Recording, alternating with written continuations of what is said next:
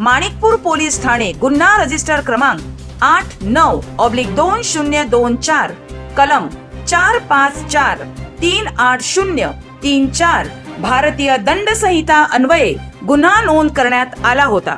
सदर गुन्ह्याचे गांभीर्य लक्षात घेऊन माननीय वरिष्ठांनी दिलेल्या सूचना व मार्गदर्शनाप्रमाणे माणिकपूर गुन्हे प्रकटीकरण शाखेचे अधिकारी व अंमलदार यांनी गुन्ह्याच्या घटनास्थळी भेट देऊन घटनास्थळावरील मिळालेल्या माहितीच्या व सीसीटीव्ही फुटेजच्या आधारे तब्बल 150 ठिकाणचे सीसीटीव्ही कॅमेरे तपासून 3 आरोपित यांची ओळख पटवून गुप्त बातमीदार यांच्या मदतीने आरोपी यांचे नाव निष्पन्न केले।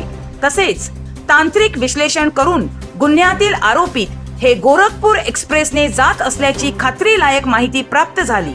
तेव्हा नाशिक रोड मध्य रेल्वे पोलिसांच्या मदतीने 72 तासांच्या आत आरोपित नामे